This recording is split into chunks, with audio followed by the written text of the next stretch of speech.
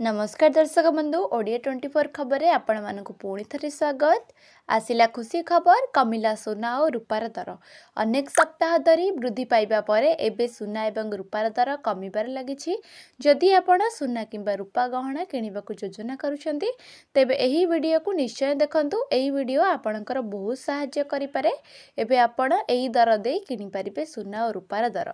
तेबे आसंतु जानिबा कोन रहिछि दर बास्ता पूर्वरु वीडियो को लाइक करने सहित आग को यहीपरि वीडियो देखिए चाहूले सब्सक्राइब करी पाखरे थिबा बेल आइकन को दबाई रखिबे।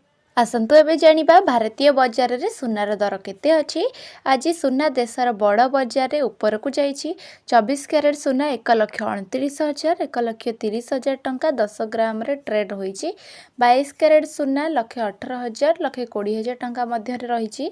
सिल्वर मध्य 1,90,000 टंका प्रति किलो रे जाई पहुंचिछि।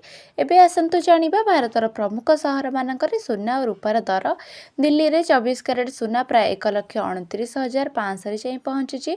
22 कैरेट गोल्ड रो प्राइस 1,19,500 टंका पहुंची। सही परी रूपार दर 1,90,000 केजी प्रति अछि। एबे आसंतु जानिबा मुंबई रे गोल्ड रो प्राइस केते अछि।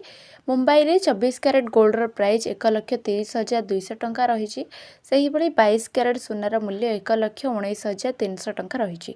सिल्वर रेट मध्य 1,89,000 टंका रहिछि। अन्यपटे ओडिशार राजधानी भुवनेश्वर रे 24 कैरेट गोल्ड रो दाम 1,30,200 टंका अछि। सही भली 22 कैरेट गोल्ड रो प्राइस 1,19,350 टंका रहिछि। रूपार दाम 1 केजी प्रति 1,90,500 टंका रहिछि। तेणु दर्शक बंधु आज अपडेट अनुसार देशर सुना चांदी दुईटीर भारी उत्साह देखा देइछि। तेबे एही थिला आज ताजा सुना और रूपा दर जहां आपण जानिबाको पाइले। तेबे एबे ही वीडियो को लाइक और चैनल को सब्सक्राइब करी पाखरे थिबा बेल आइकन को दबाई रखंतु। रहुछि दर्शक बंधु, जय जगन्नाथ।